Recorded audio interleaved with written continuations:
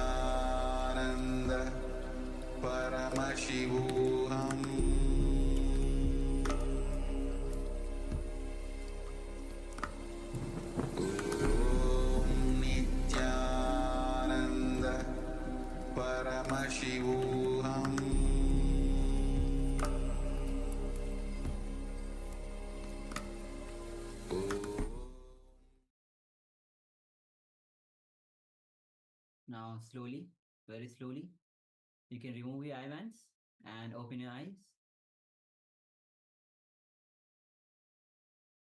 And with deep, restful awareness, as we just received the darshan of Swamiji, take a moment to share what was revealed to you as you manifested this power of seeing picture blindfolded. As just after darshan, this is the right time to manifest this power when your consciousness has risen to that super conscious level. So take a moment and share your revelation. Understand that any detail that was revealed to you, please go ahead and share. Also requesting all the participants, those whose cameras are off, please switch on your cameras, be available.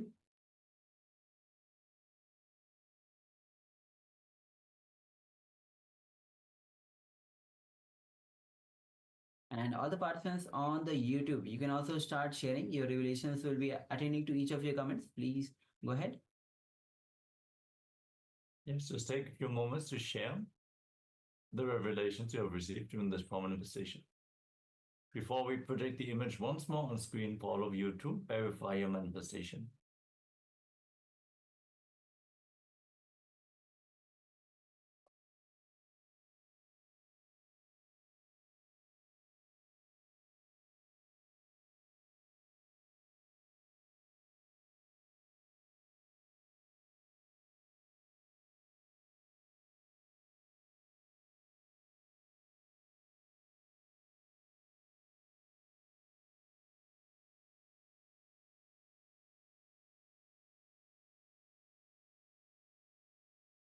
Ma Ananda Guru Prince says, I'm still manifesting. Okay.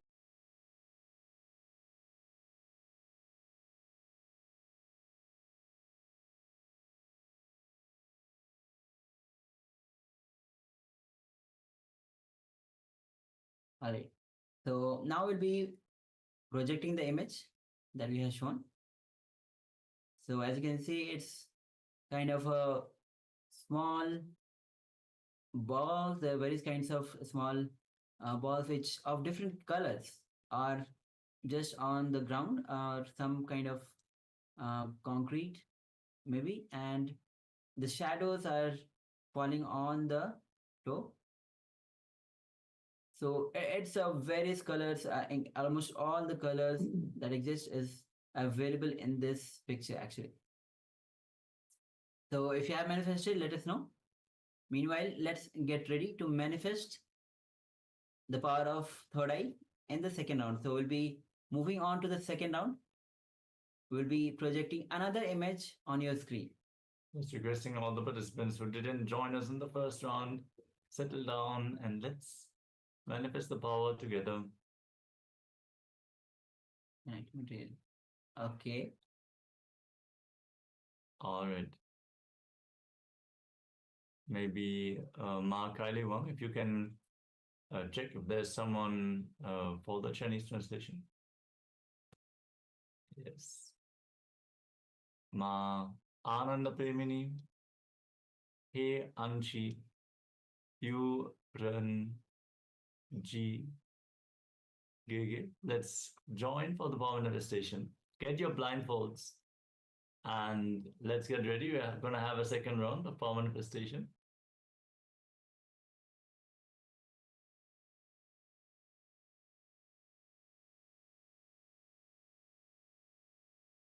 We also invite Manitya Naresha, Sali Chen, Ma Parabrahma Sarupini, Ma Sukanya, Ma Dong, and all the other participants to join us for the power manifestation.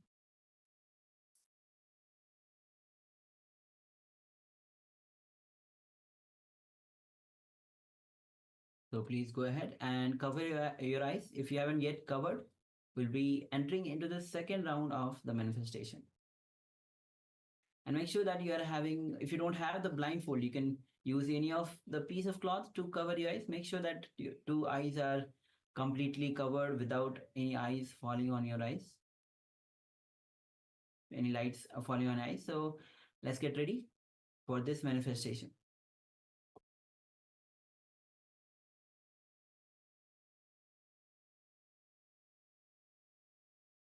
Yes, so let's take some slow and deep breaths.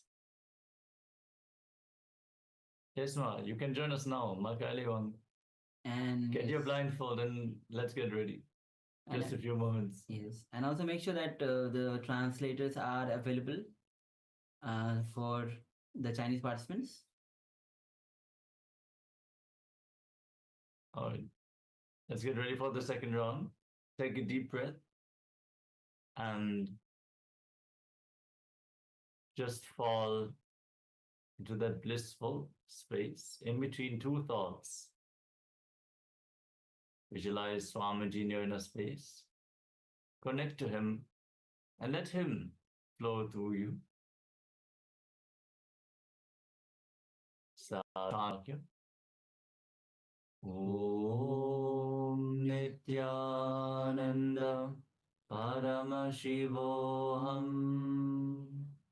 Om Nityananda Paramashivoham.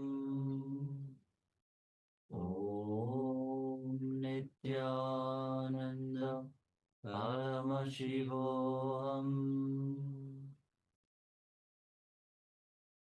Keep chanting the Mahavakya and let this round of the power manifestation begin.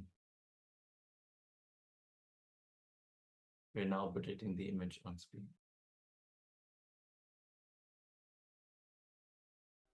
Paramashivoham.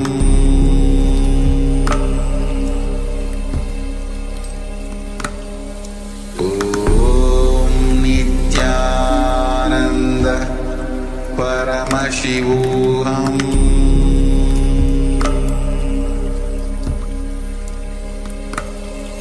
Om Nityananda Paramashivoham.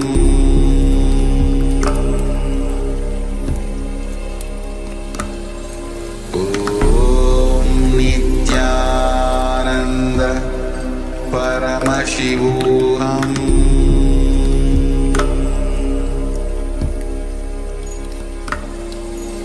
Om Nityananda Paramashivoham. Om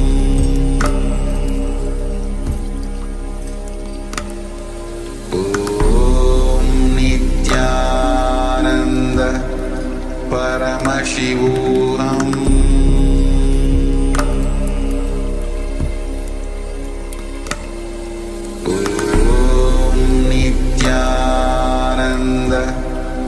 Paramashivoham.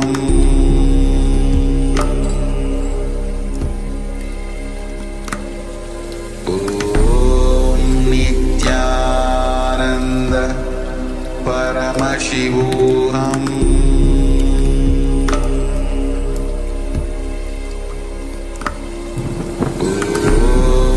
Nityananda Paramashivoham.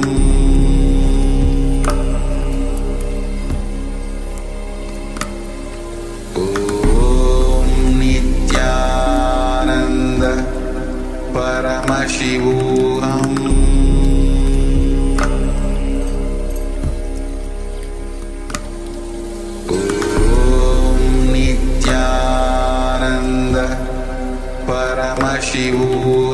Om Nityananda Paramashivoham.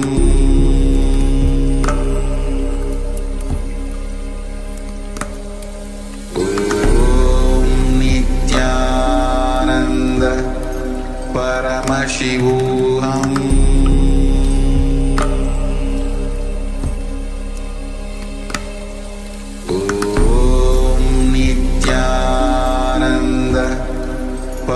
Paramashivoham.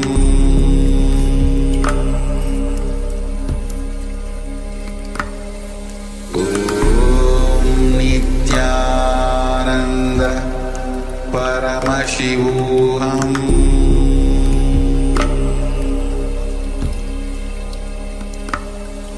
Om Nityananda Paramashivoham.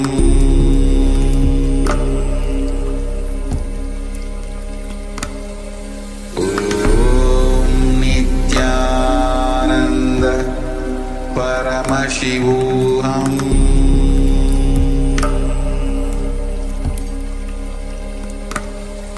Om Nityananda Paramashivoham.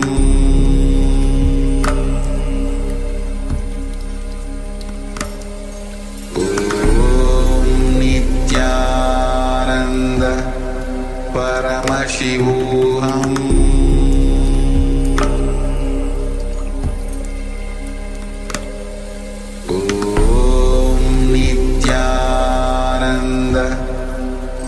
Paramashivoham.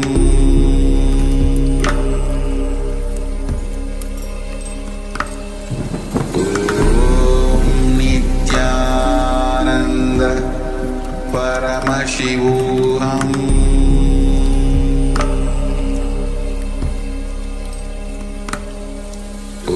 Om Nityananda Paramashivoham. Paramashivoham.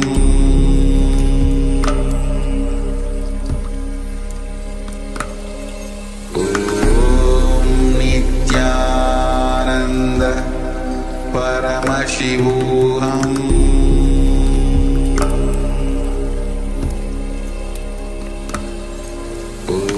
Om Nityananda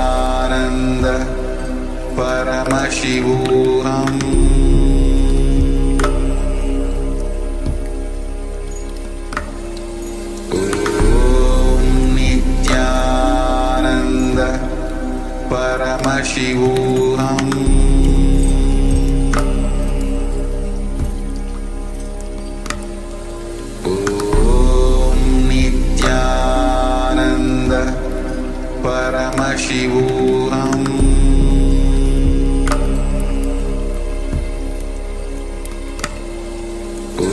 Om Nityananda Paramashivoham.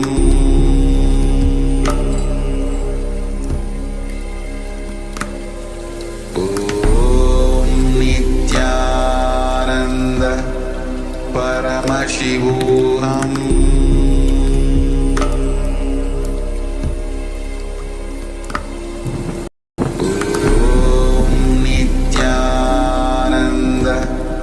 Paramashivoham.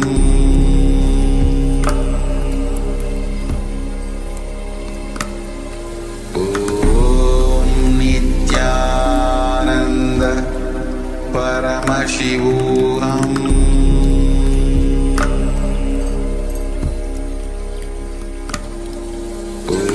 Om Nityananda Paramashivoham.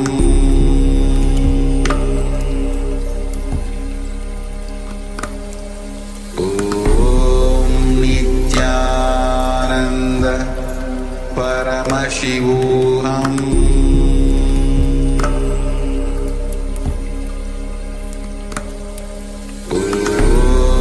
Nityananda Paramashivoham.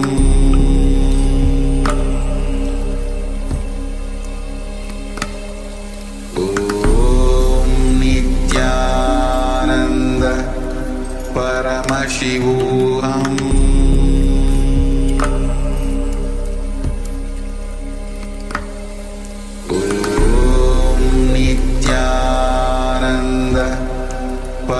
Paramashivoham.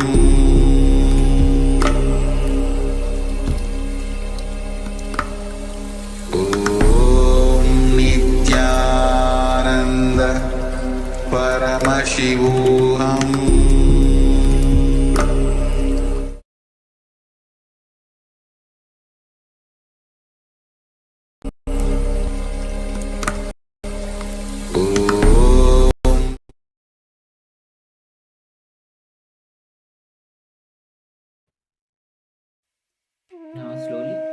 Very slowly, you can open your eyes and take a moment to share you through your third eye.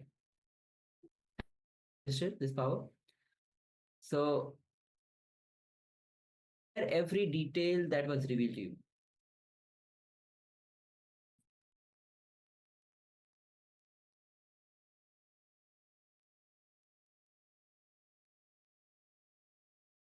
And also requesting all the parts on the Zoom to switch on your camera. Bank, Ma Shuve Ping, Jima, Ma Nitya Shulin Durga. Please be available in the camera.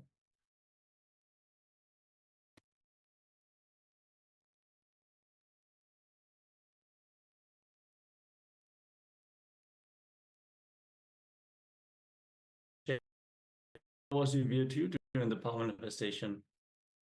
Whether you're tuning in here from the Zoom room directly or from YouTube or media platforms, share your revelations into the verification.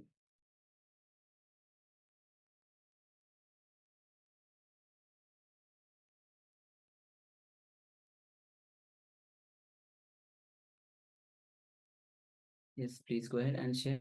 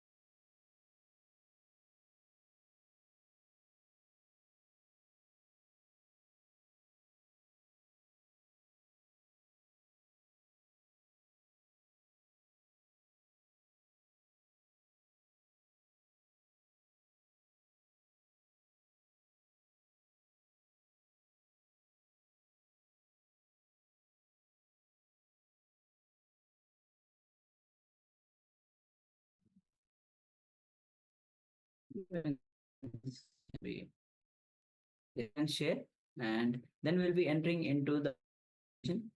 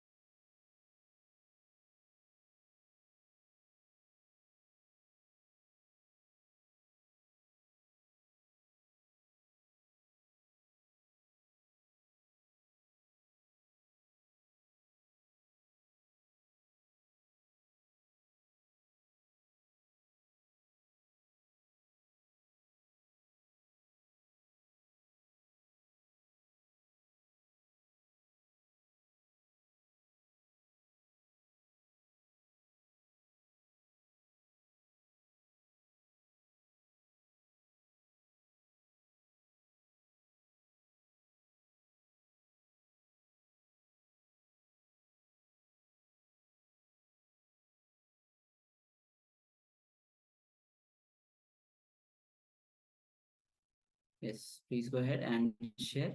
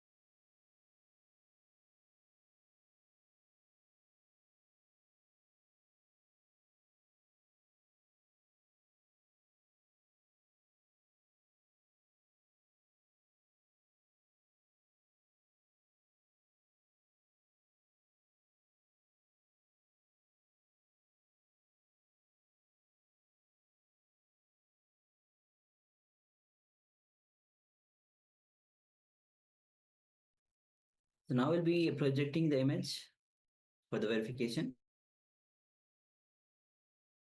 So as you can see, it's a beautiful flowers and with the stems, with the background. This picture folded, seeing every single detail. Let us know. Colors, as you can see, there's a lot of orange, there's some purple, pink color, even some shade of green or gray on the right side. You have the white flower petals of the flower, which is maybe chamomile. Yeah. So if you have seen any of these details, do let us know and celebrate your power manifestation as you get ready for the next segment. And the next segment, Dukha Harana meditation. So let's get ready. So understand that any kind of pain, Dukha means the pain, the suffering that you go through. So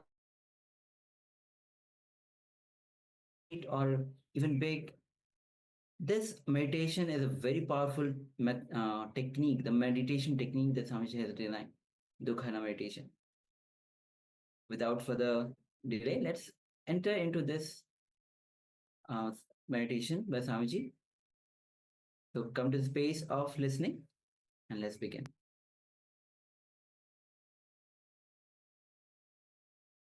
ब्रह्मानन्दं परमसुगदं केवलं ज्ञानमूर्तिं द्वन्द्वातीतं गगनसदृशं तत्त्वमस्यादिलक्ष्यम् एकं नित्यं विमलमचलं सर्वदी साक्षिभूतं भावातीतं त्रिगुणरहितं सद्गुरुं तं Namami. Meditation is greatest art, greatest science to make your being beautiful, to make your being blissful. It's not regular religious belief or a faith system. It is something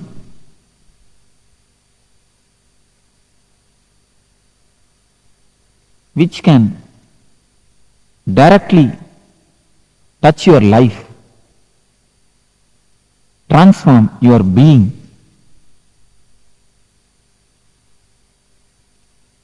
which is practical spiritual life.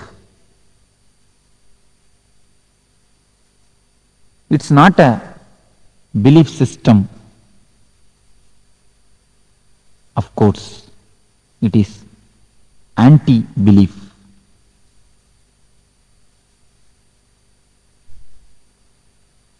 It will make you not to believe anything. You will be completely independent and individual. As it has become a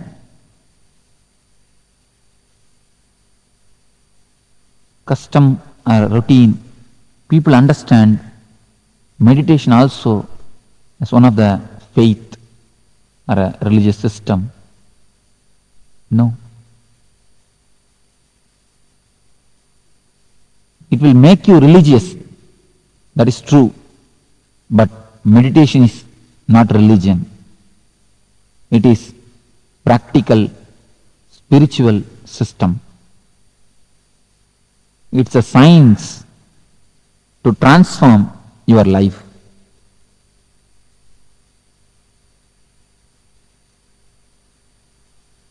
What is meditation? Meditation means immediately all of us understand or try to imagine an old man with big beard sitting in the bank of some river, closing his eyes silently, trying to hum small mantras.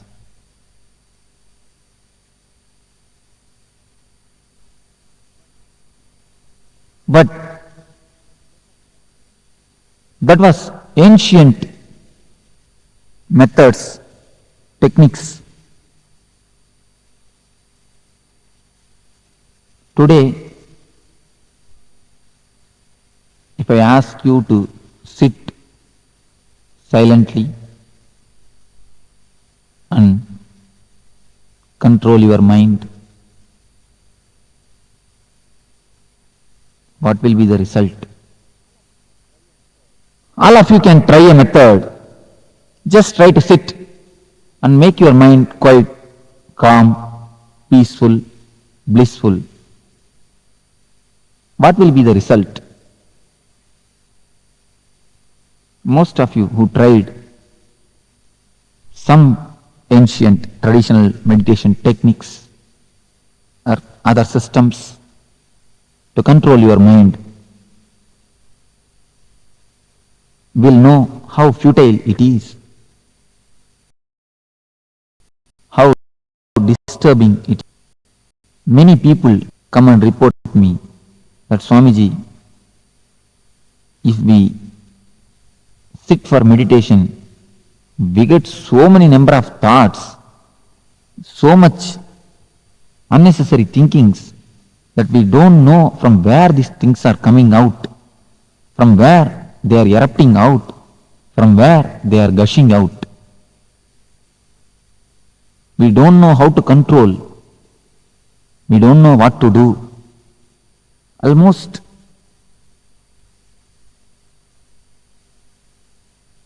we are mad. We feel that we are mad. There is a small story. Once a man went and asked a guru, please give me some mantra, but I want to meditate.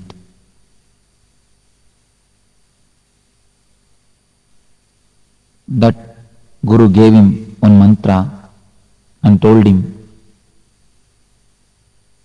you will achieve your desires by meditating with this mantra, but only one condition, you are not supposed to remember monkey when you start meditating. This man told, okay, oh yes, verily, this is not a big condition, because none of us remember monkey, and he also never remembers monkey, unless he is the devotee of Anjaneya. He is not a devotee, and he never remembers also. He came, took his bath, and sat for meditation. As soon as he started the mantra, you all can really imagine what would be the thought which occurred in his mind. Surely nothing but monkey.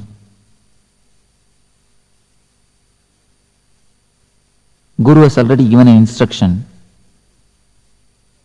If you remember monkey, immediately you should take bath once and then you should sit for meditation. As soon as he remembered monkey, he went to take bath. He took bath, came back and started the mantra. Immediately, before his Ishta Devata, he remembered what he is not supposed to remember. Monkey. Again, because he is a man with passions, went to take bath, took bath, came back, sat, started meditating. fate would have it. Again he remembered monkey. This happened some 10 times. 10th time he is going to take bath. Even at that time, in the bathroom itself, he remembers only monkey, nothing else, nothing but monkey. He feels body all over the mind. He is completely surrounded by monkey. He started shouting at himself, at others, ran to the master and begged the master, please Guruji, take back your mantra and the monkey both. Leave me alone. This is the condition of a man who tries to meditate, who tries to calm down his mind by the so-called traditional techniques, meditations and methods. At the age of Patanjali, in ancient times, there used to be meditation techniques with which people can directly sit and start meditating. They will become calm, cool, collective, blissful. At that time, man was very simple. Man was nothing but his body. Mind was not so much developed. There is no such thing existed, cerebral layer. Today, the greatest problem, the biggest problem of man is cerebral layer, cerebrality. At that time, in ancient times, those techniques worked out. Those techniques really helped. But today,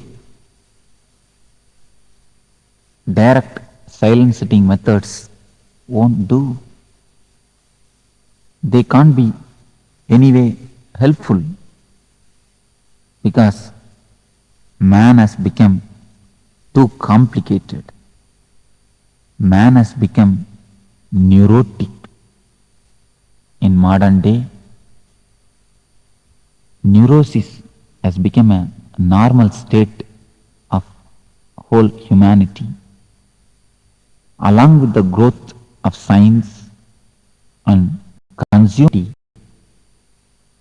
almost all of us are in the condition of neurosis, neurotic.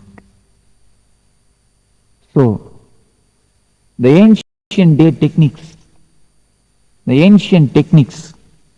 the old techniques which are designed at the age of bullock cart is not going to help us, as the bullock cart is outdated. The bullock cart age techniques are also outdated. Today,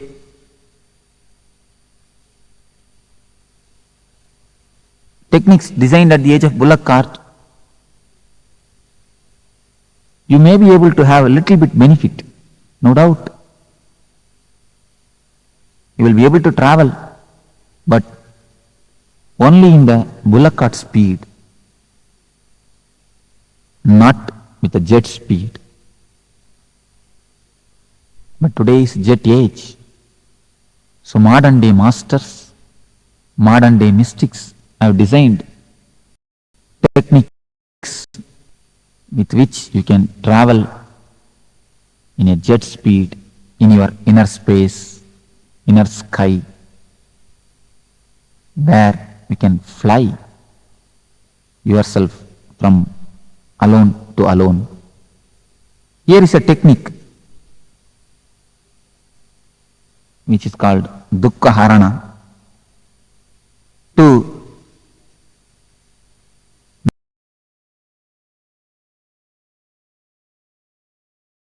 make you flower, bliss to flower from your being. This technique will help you really to meditate through cerebral layer. Let us see what is cerebral layer.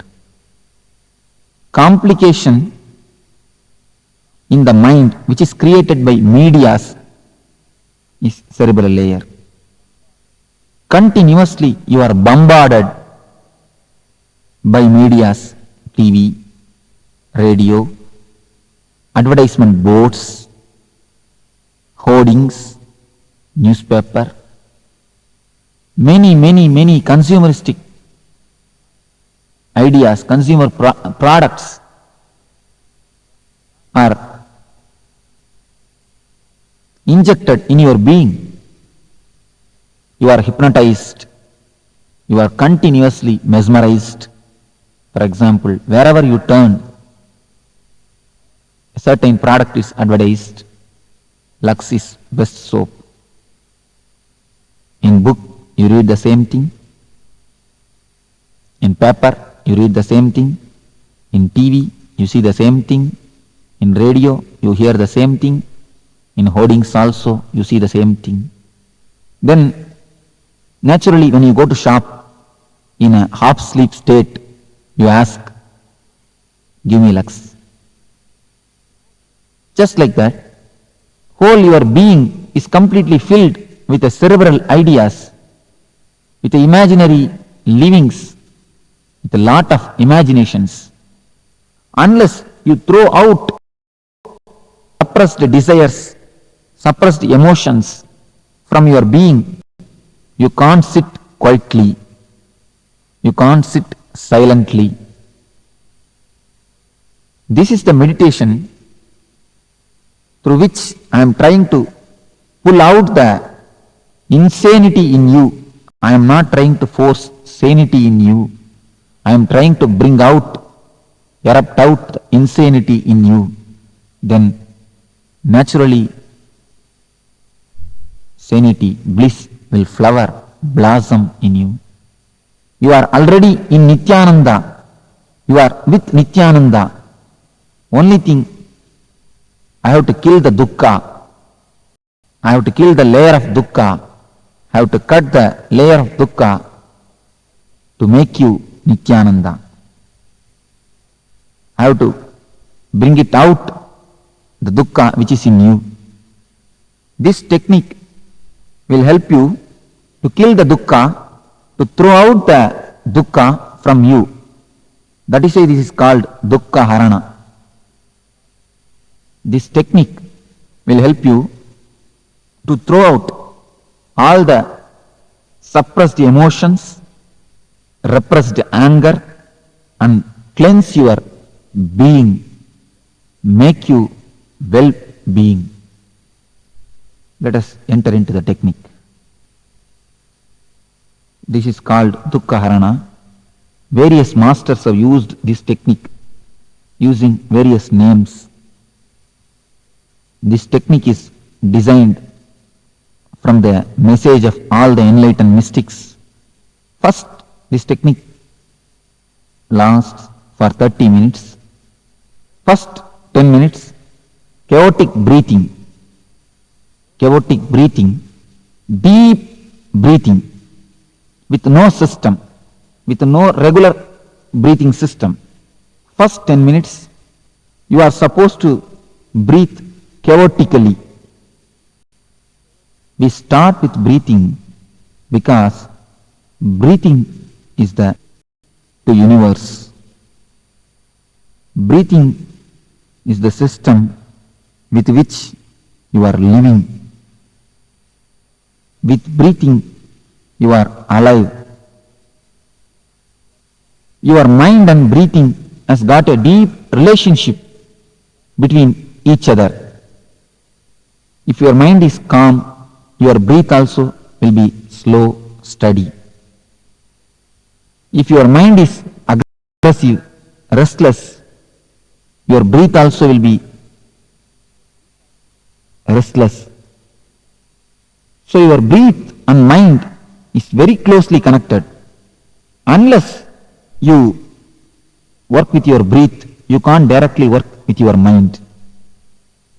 So the first 10 minutes, chaotic breathing to create a chaos in your repressed system. You have repressed lot of emotions in you. So when you deeply breathe, all your mental system is completely made alive. Deep, fast breathing will give you more oxygen. When the body gets more oxygen, you become more alive. More. Now as you are only half dead and half alive. You have to be made fully alive, fully awake.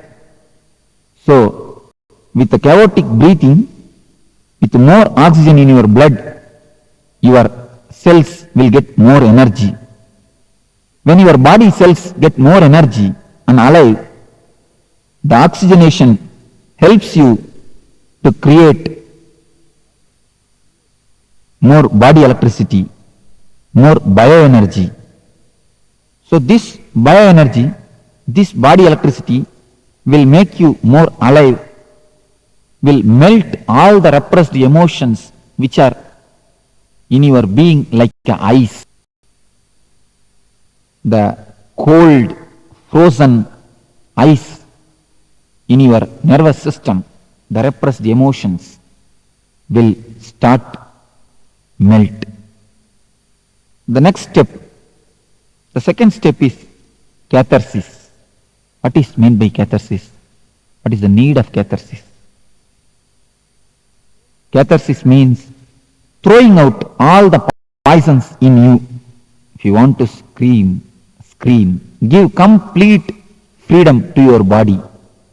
Allow whatever expressions. Just scream, shout, roll, sing, dance, jump, make faces. Speak the language which you don't know. If you know Kannada, speak Tamil. If you know Tamil, speak English. Shout like animals. Through this technique, through this catharsis, you all the repressed emotions, all the suppressed emotional hangovers, you can throw it in the air. You can cleanse yourself, you can cleanse your being by this great meditation technique. Now, for example, in your office or in your place of work, your boss may fire you for some mistake. Your boss may scold you. But you will not be able to fire him back, scold him back. You will become tense. You will be angry. Your body will be active, alive, aggressive to kick him, to beat him. Just like an animal, your body will be releasing an acid, a chemical to react, but you will not be able to react. You are not permitted to react. You will not be able to react. Then what will happen to the chemical? What will happen to the anger energy which is released? You will suppress it. You are going in two-wheeler on the street. In signal you are stopping. Just next to your vehicle, one car comes and stops.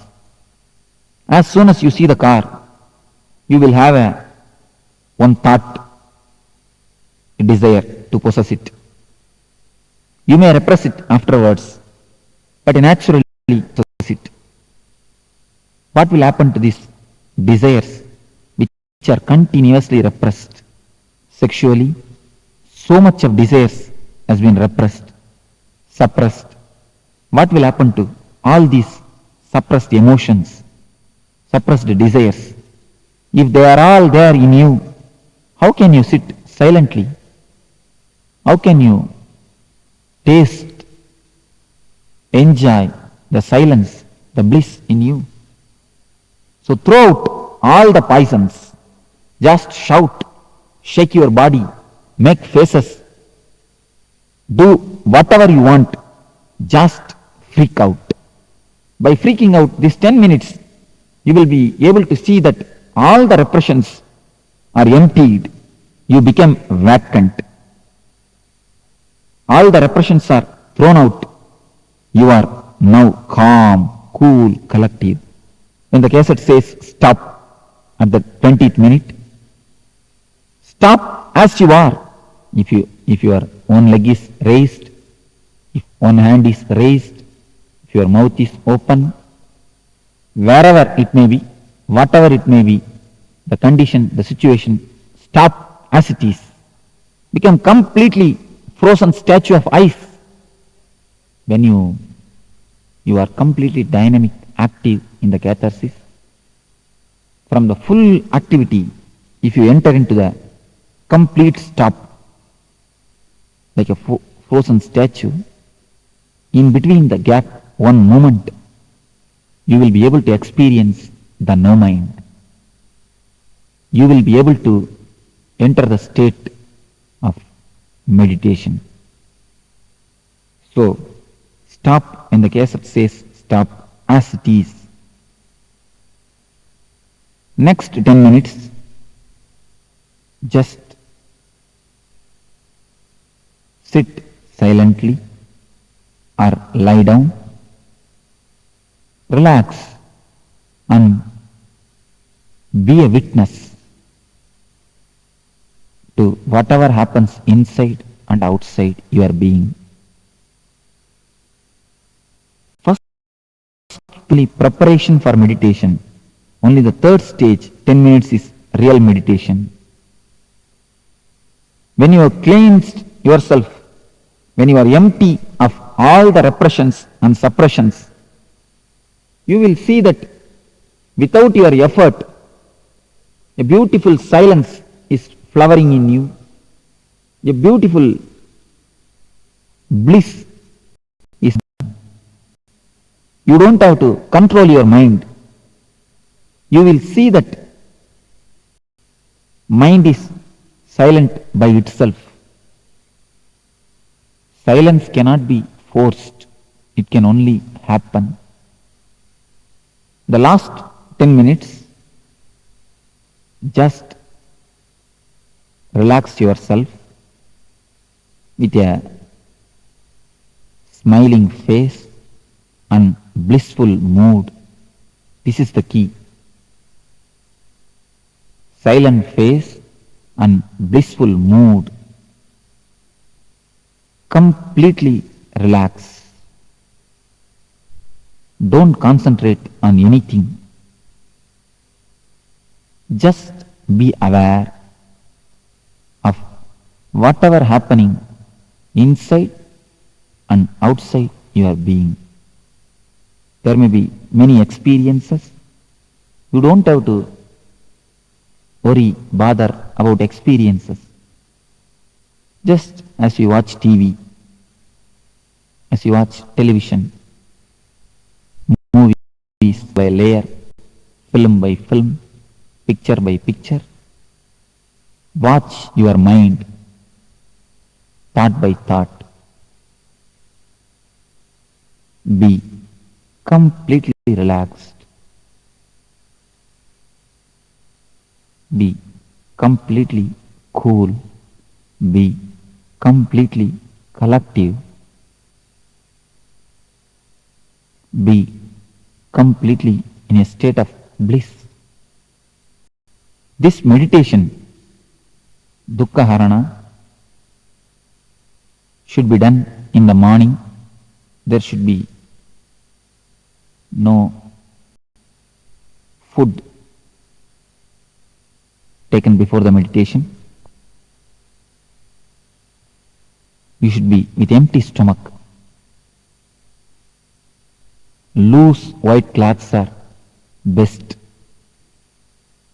And do it along with this music. 21 days of this meditation will help you to transform yourself. You will feel as if you have taken a psychological bath. You are cleansed completely. Your being itself is reformed, transformed. This meditation will help you a lot to transform yourself. In 21 days, you will be able to taste, you will be able to experience what is silence in you. So, when you kill the dukkha, ananda in you automatically, naturally flowers, blossoms, and oozes out a beautiful smell within you and around you. Let you all use this dukkhaharana meditation technique and kill the dukkhas, go beyond the dukkhas and enter into the blissful state, enter into the bliss and be with Nityananda.